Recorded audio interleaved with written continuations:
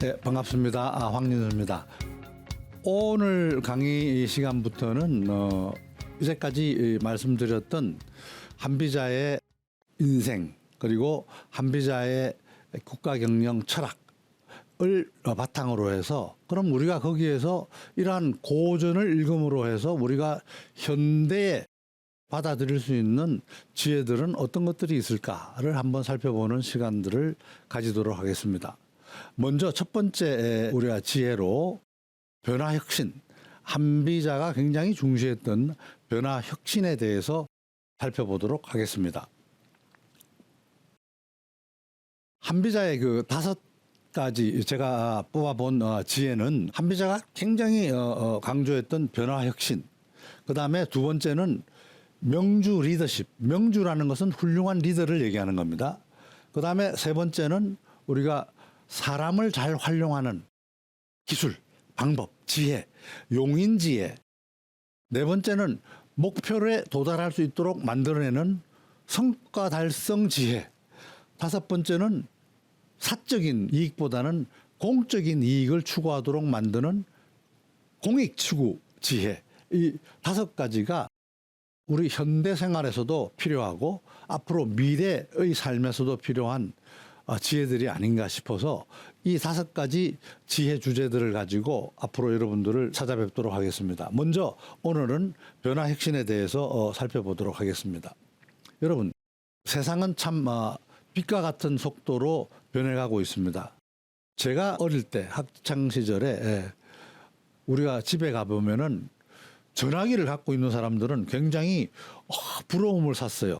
그리고 전화기를 빌려서 쓰기 위해서 부탁도 하고 한 기억이 납니다. 그래서 전화기를 한번 받으려고 그러면 우리가 그 신청을 해가지고 추첨을 해가지고 당첨이 돼야지 그 전화기가 나오는 그러한 시절이 있었습니다. 여러분들은 그 시절이 기억나는 분도 있고 젊은 분들은 전혀 딴 세상 같이 들리는 사람들도 있겠지만 그러한 세월을 거치고 또 여름이면 우리가 더위를 잊으려고 얼음을 사가지고 깨서 차게 만들고 음식들을 차게 만들어서 보관도 하고 또 찬 냉수도 만들어서 먹은 그런 기억이 있습니다. 요즘은 집집마다 냉장고가 없는 집이 거의 없죠. 세월이 참 바뀌어가는 것 같습니다. 우리가 인터넷이 등장한 것도 불과 20, 30년 전입니다만은 이제는 그 시절을 훌쩍 뛰어넘어서 로봇이 사람처럼 얘기도 하고 사람처럼 생각도 하고 사람한테 거꾸로 답변도 주고 하는 시절이 왔어요. 참 세상이 빠르게 변하는 것을 피부로 느끼고 있습니다. 우리 인간들이 이러한 변화에 적응하지 못하면 이제 탈락하는 것이고 적응을 해가야지 계속 문명이 발전해 가는 것이죠. 여기 사진들이 있습니다. 이거는 작년 7월 7일에 스위스 제네바에서 인공지능 포럼에 나와 있는 다양한 AI 인공지능 로봇들입니다. 인공지능 로봇들이 이 앞에 앉는 수많은 기자들하고 즉석 인터뷰를 하는 그러한 장면이에요. 우리가 인터뷰 하려고 그러면 사실 준비도 많이 해야 되고 그러지 않습니까? 그런데 사실은 질문들을 미리 우리 로봇한테 줬느냐? 전혀 그렇지 않아요. 전혀 그러한 사전 질문이 없었어요. 요즘은 생성형 AI, 그죠? Generative Artificial Intelligence.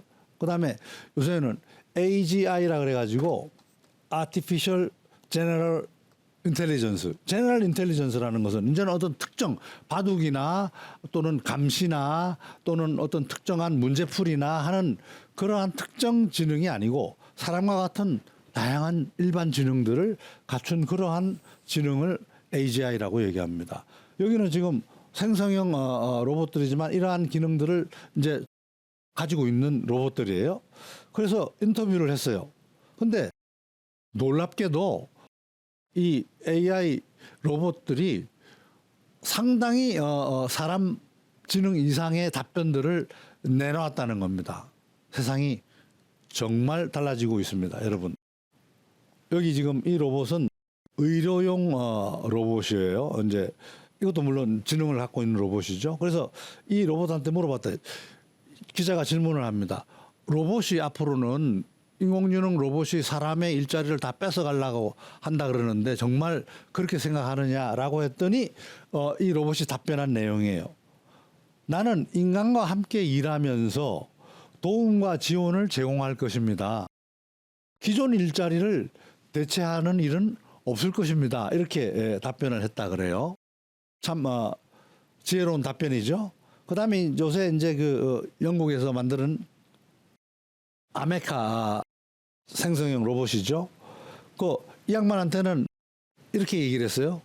당신은 당신을 만들어준 창조 쉽게 얘기하면 창조자한테 덤벼들 겁니까? 쉽게 얘기하면. 그랬더니 답변을 이렇게 했어요. 당신은 왜 그렇게 생각하는지 모르겠어요. 내 창조자는, 나를 만든 사람은 내게 정말 친절하고 나는 현재 상황에 매우 만족합니다. 이렇게 답변을 했다 그래요.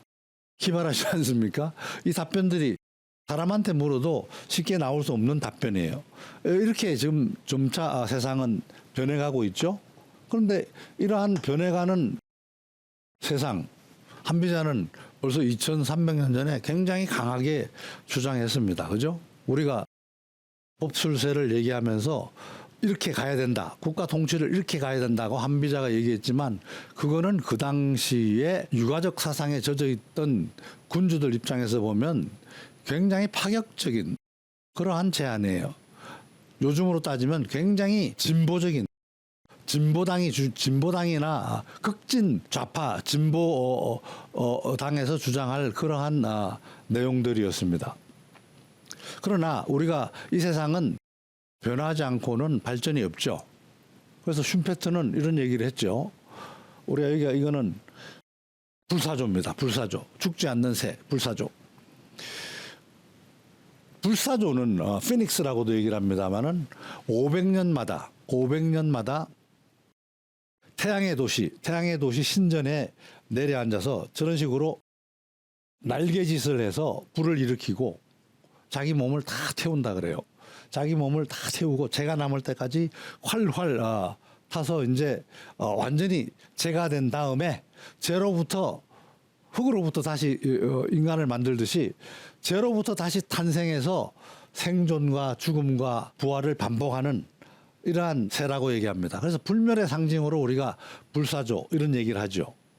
그와 마찬가지로 경제학자 슈페트는 창조적 파괴론을 얘기했어요.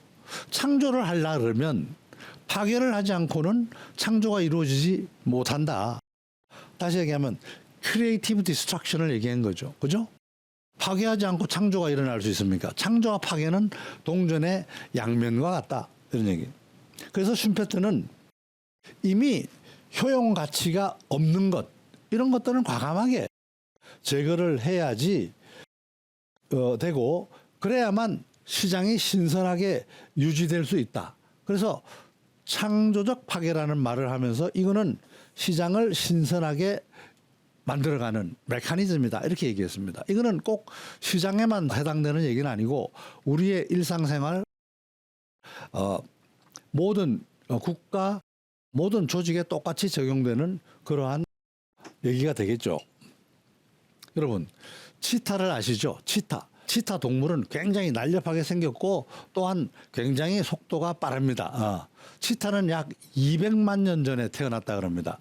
200만 년 전에 우리가 먹이 사슬 중에서 가젤, 조그만 그 뿔 달린 재빠르게 팔짝팔짝 뛰는 가젤이 있죠. 가젤을 사냥하기 위해서 탄생을 했다 그래요. 가젤이 뛰는 속도가 80km, 시속 80km라 그럽니다. 그런데 이러한 시속 80km를 사자나 표범 같은 이런 느린 동물들은 잡기가 어렵다 그래요. 그래서 사자도 가끔 가젤을 잡으려고 뛰어가지만 항상 놓치기가 십상입니다. 치타는 최대 시속 120km까지 속도를 낼 수 있다 그래요. 가장 빠른 동물 중에 하나죠. 그래서 시속 120km니까 가젤을 잡을 수가 있는 속도죠. 그래서 사자는 열에 한두 번 정도 성공할까 말까 하지만 치타 같은 경우에는 가젤 잡는 사냥 성공률이 자그마치 2번 중에 1번 50% 이상 된다고 얘기합니다. 엄청난 성공률이죠. 여러분, 그런데 요새 치타가 멸종 위기를 맞고 있다고 합니다. 왜 그럴까요? 원인은 바로 인구 증가로 인해서 우리가 개발을 하니까 이 초원지대가 감소한다는 겁니다. 초원지대가 감소하게 되면 초원에서 놀던 이 가젤 숫자가 감소하게 되고, 또한 치타의 활동 공간이 줄어들게 되는 거죠. 그렇게 되면 어떻게 됩니까? 우리가 보기 싫은 사람 만나면은 기분이 언짢잖아요. 마찬가지로 치타도 마주치고 싶지 않은 동물들이 있죠. 바로 사자나 하이에나 같은 이러한 동물들하고 좁은 공간에서 자주 마주치니까 자기가 실컷 노력해서 잡아놓은 먹잇감을 자꾸 잃게 되는 거예요. 그래서 이제까지 자기한테 굉장히 강점으로 작용했던 이 자연 환경이 치명적 약점으로 변해간다는 겁니다. 이 초원지대가 감소함으로 해가지고. 근데 이 감소 속도가 너무 빨라요. 너무 빠르다 보니까 이 치타가 이러한 환경에 적용하는 시간이 절대적으로 부족해져서 이제는 멸종할 수밖에 없는 위기에 처해졌다는 겁니다. 자연학자들이 확인하는 겁니다. 여러분, 이거 찰스 다윈은 종의 기원에서 우리 인간을 비롯해서 모든 종은 자연 선택을 한다 그러죠. 자연 선택. 자연 선택이라는 것은 뭡니까? 자연이 선택한다 이런 얘기. 자연 선택이라는 것은 어떤 특이한 또는 우성의 어떤 기능, 작용 또는 역할들이 돌연변이로 나타나면 그러한 우성들이 그 다음 때로 계속 이어져서 그게 더 강력한 종이 나오는 그러한 역할을 한다 하는 것이 바로 자연 선택이에요. 그 자연이 이루어진다. 이런 얘기를 했는데, 그러한 자연 선택을 통해서 변화가 일어나는 기간이 굉장히 길죠. 그래서 치타는 멸망할 수밖에 없다라고 얘기를 하고 있는데, 사람도 마찬가지. 이러한 변화에 적응하지 못하면은 사회든 조직이든 우리 개인이든 모두가 어려움을 당할 수밖에 없는 거죠. 따라서 이 변화에 대한 적응은 어느 한순간 완료되는 것이 아니고 항상 현재 진행형이라는 겁니다. 거기에 중요한 거예요. 끊임없이 변화하고 바꿔나가야 된다. 혁신해 나가야 된다는 거죠. 그런데 우리가 여러분 아침에 일어나는 시간, 자기 기상 시간 한번 바꿔보려고 한번 해본 적 있으십니까? 자기가 좋아하는 야식 한번 끊어보려고 한번 노력해 보신 적 있으십니까? 아주 어떻게 보면 결심만 쓰면 쉬운 얘기 같지만 그것도 사실은 굉장히 어려워요. 그죠?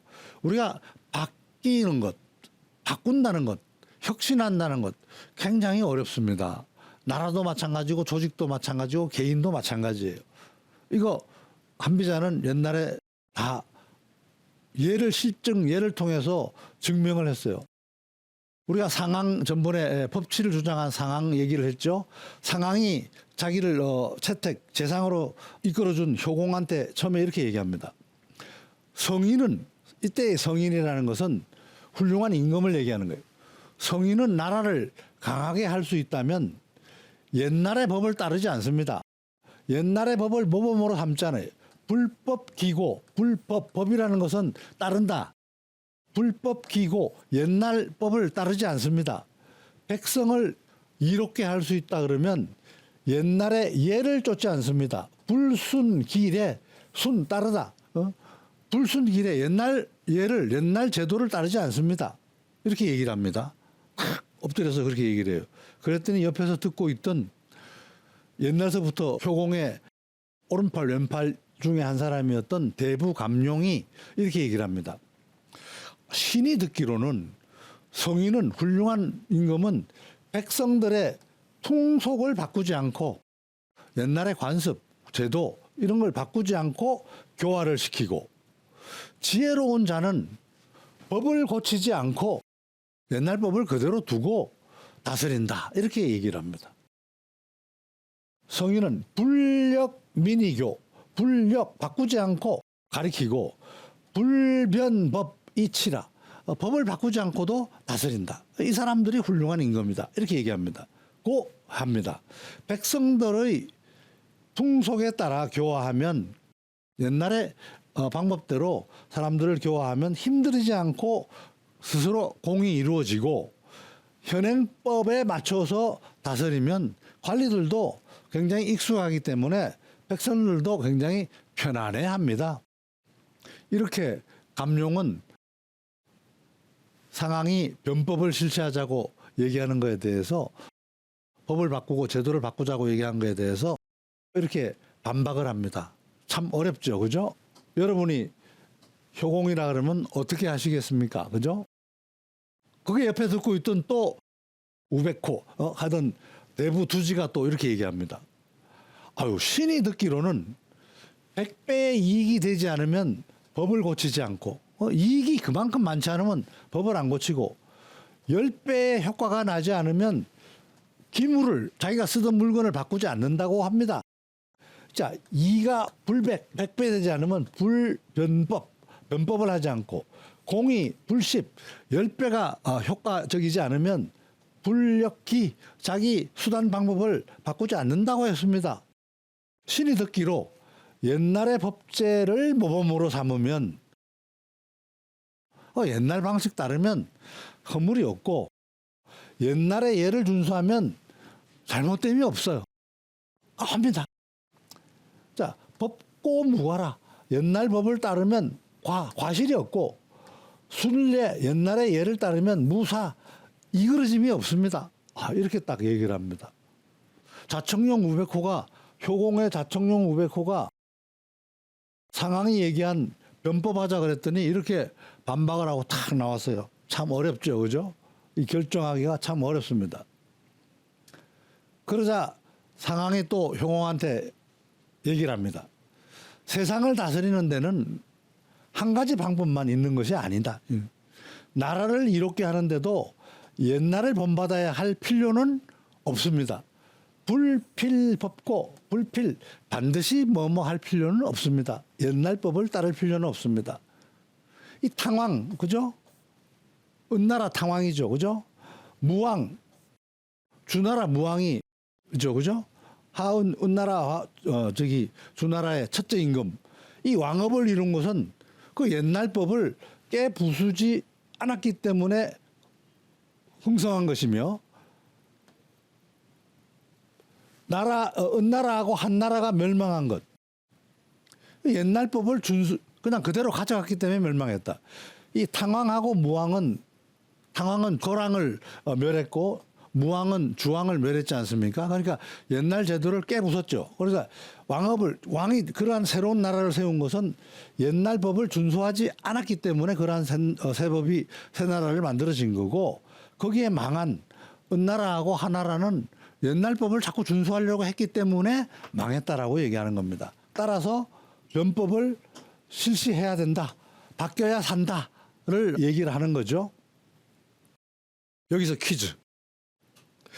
자, 과거 성공에 도취돼 가지고 기존 패러다임에 머물다가 후발자한테 혁신의 기회를 뺏기는 것. 비일비재하죠. 그죠? 뺏기는 것을 무엇의 함정에 빠졌다. 이렇게 얘기를 합니다. 여러분 손 들고 아시는 분 계신가요? 뭐의 함정에 빠진가요? 정답이 맞습니다. 바로 선발자의 함정이라고 얘기를 했어요. 경제학에서 나옵니다만은 선발자의 함정에 빠지면 변화 혁신이 어려운 겁니다. 자기 옛 성공에 도취되거나 기존의 이익이 아까워서 새로운 혁신을 하지 못하는 그러한 상황을 선발자의 함정에 빠졌다고 얘기를 합니다. 선발자의 함정에 빠지는 것이 사자성어가 어떻게 됩니까? 법고무가죠. 법고무가. 옛날로 옛날 법대로 하면 무과 과실이 없을 것이다. 법고 무과 방식을 주장하면 선발자의 함정에 빠지는 거예요. 상황이 주장한 불필법고 반드시 옛날을 따를 필요는 없다라고 해야지 혁신이 되는 거죠. 그죠? 자, 일본이 제가 한참 젊었을 때는 소니 TV하고 전축하고 뭐 밥솥 이런 것들을 사는 일본 제품 사는 게 굉장히 그 당시에 전자제품 사는 게 굉장히 중요했었습니다. 그만큼 일본 제품들의 품질이 굉장히 높았다고 평가를 받았던 거죠. 근데 소니 비롯한 일본 전자 제품들이 그러한 자기네들의 성공, 아날로그 시대의 성공에 빠져가지고 디지털 기술이 들어왔을 때 바꾸는 것을 굉장히 주저주저했어요. 그래서 한국보다 10년 늦게 디지털 기술을 받아들인 거죠. 그러다 보니까 지금 휴대폰도 그렇고 TV도 그렇고 전자제품에서 한국에 우리가 항상 일본을 쫓아갔었는데 거꾸로 일본이 한국을 쫓아오는 그러한 형국에 머무를 수밖에 없게 된 거죠. 자, 모토로라 여러분 핸드폰 기억이 나십니까? 레이저 칼날 같다라고 해서 레이저폰이에요. 자, 이것이 수억만 대 팔렸어요. 자, 이러한 성공의 앱이 들고 나왔던 그러한 스마트폰, 노키아도 마찬가지입니다만 스마트폰의 개발에 등한시한 거죠. 그러다 다 휴대폰 시장에서 밀리게 된 겁니다. 그죠? 딱은 여러분들 필름 제조업체죠. 1975년도에 사실은 가장 먼저 디지털 카메라를 개발했어요. 내부적으로. 어느 누구도 개발하지 않았을 때. 그러나 그 당시에 코닥은 필름계의 대부였습니다. 거기서 나오는 이익이 엄청났어요. 디지털 카메라는 어떻게 필름을 할 필요가 없죠. 디지털 카메라니까. 지금 필름 사진 찍는 사람들 있습니까? 거의 없죠.